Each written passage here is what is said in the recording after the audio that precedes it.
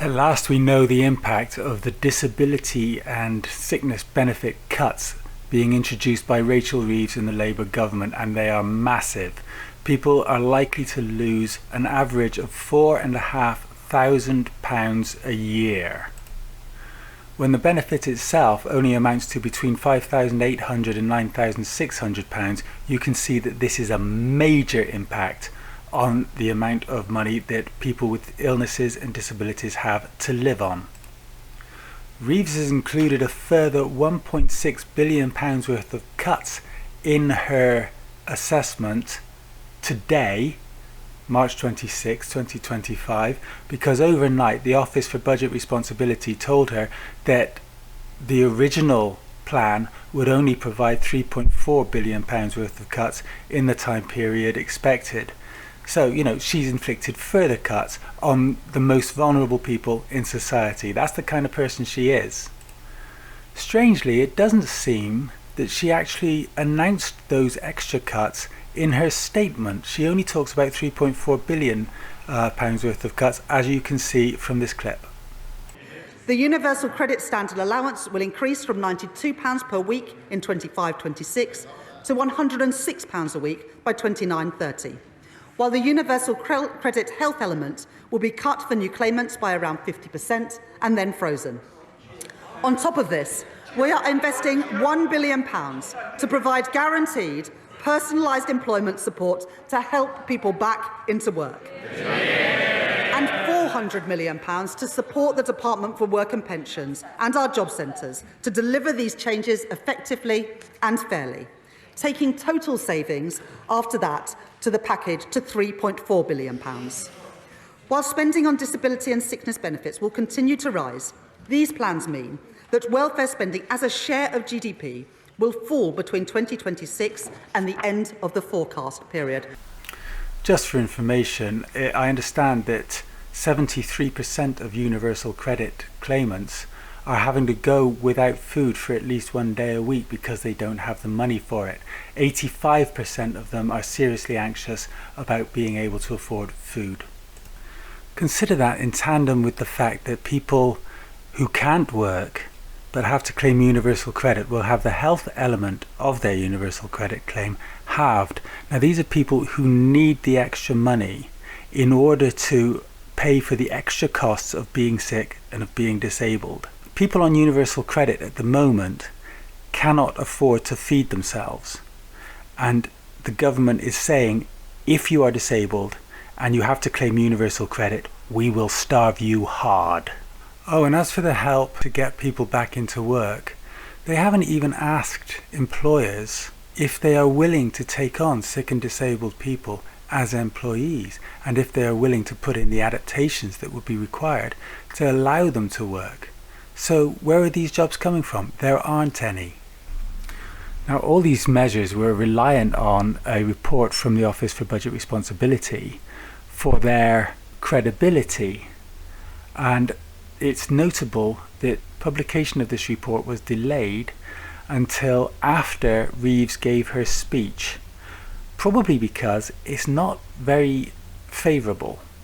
It was the unenviable task of Darren Jones, Chief Secretary to the Treasury, to justify the government's actions in relation to what the report says.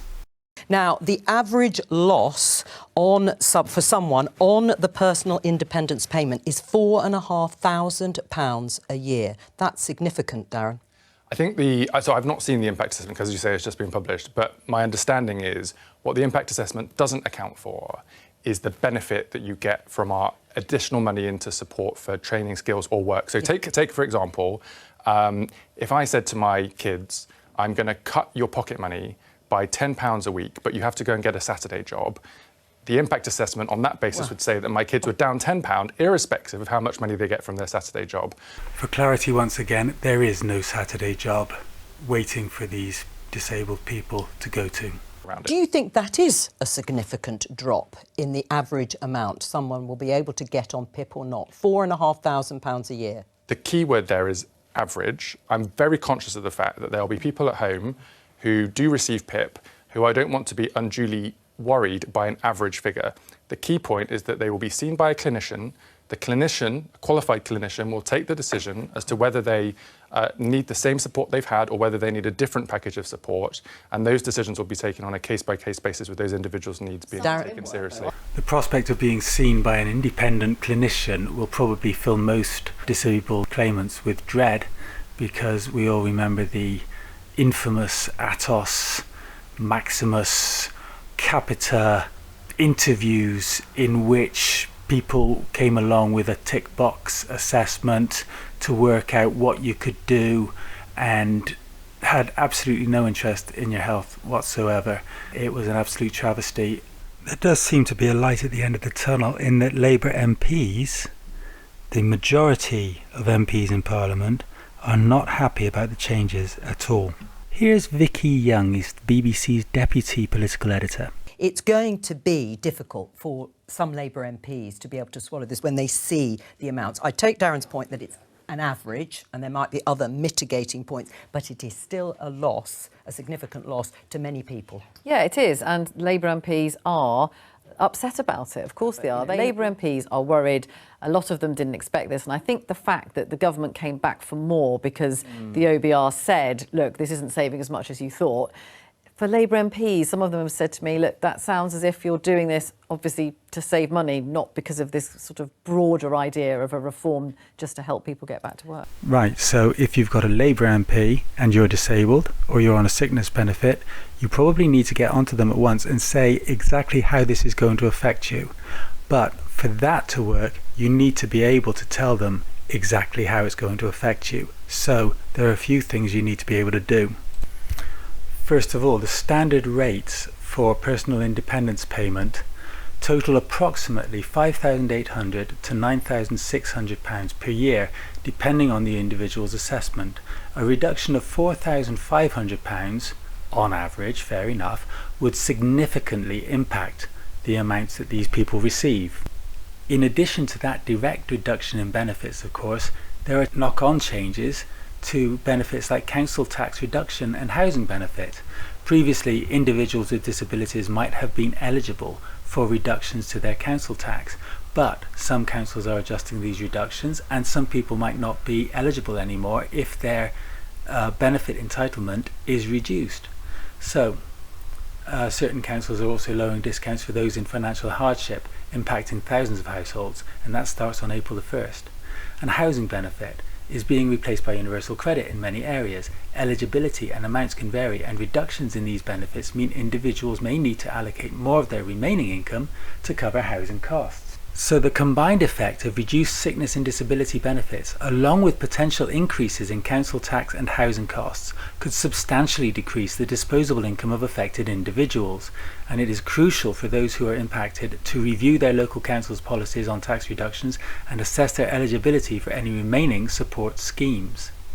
So your next steps are contact your local authorities, reach out to your local council to inquire about available council tax reductions or support schemes, seek financial advice, consult with a financial advisor or local support organisations, I like Citizens Advice, to explore budgeting strategies and identify any additional assistance programmes, and stay informed. You've got to regularly check official communications from the Department for Work and Pensions and local councils for updates on benefit changes and support options. Understanding these changes and proactively seeking available support can help mitigate the financial challenges posed by these benefit cuts, and it's vital to be able to take that information to your MP and explain exactly what the changes mean, because otherwise they won't know. Okay, that's all I've got for you for now. Please like, comment and subscribe, and you will hear me undoubtedly in the next one.